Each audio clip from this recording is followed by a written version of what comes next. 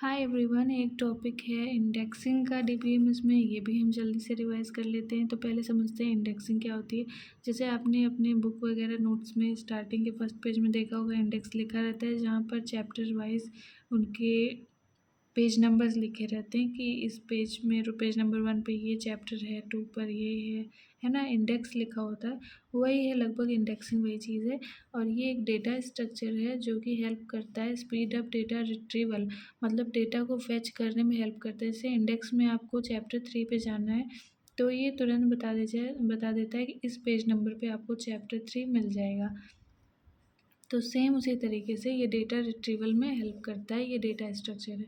ये 3 तरीके से होता है, प्राइमरी, सेकेंडरी एंड क्लस्टर्ड। अब इन तीनों को हम इस टेबल के थ्रू समझ लेते हैं और अच्छे से याद भी कर लेते हैं क्योंकि क्वेश्चन भी इसी से बनेगा।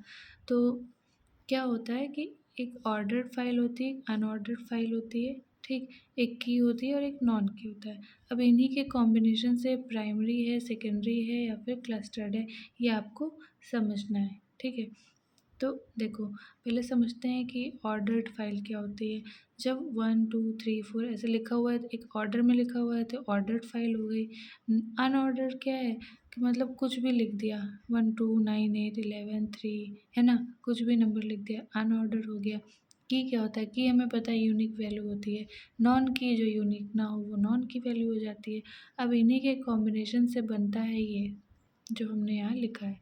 जैसे कि प्राइमरी जो इंडेक्सिंग है वो कैसे बनती है, जब ऑर्डर्ड फाइल और की दोनों हो, दोनों क्वालिटीज़ उसमें हो तो प्राइमरी इंडेक्सिंग हो जाती है। जैसे ऑर्डर्ड फाइल है ना, और की है, तो ये देख रहे हो आप, ये ऑर्डर्ड भी है और ये यूनिक भी है, मतलब रिपीटेशन नहीं है। तो आप इसको कह सकते हो प्राइमरी इंडेक्सिंग है ये, ठीक।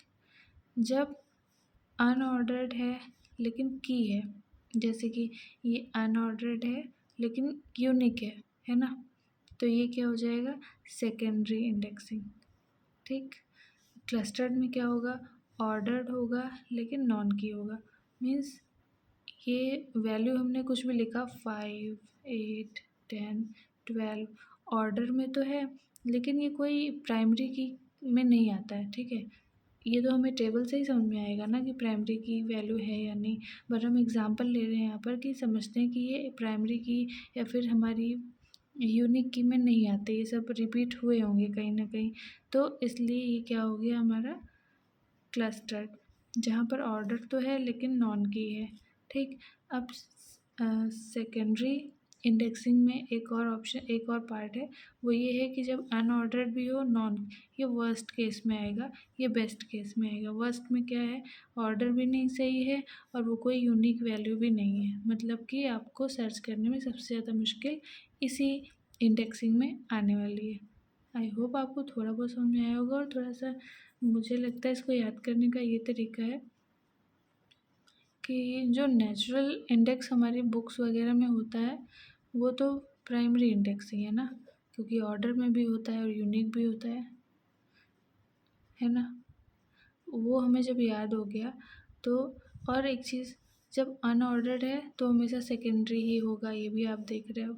अनऑर्डर्ड है तो हमेशा सेकेंडरी ही होगा, है ना।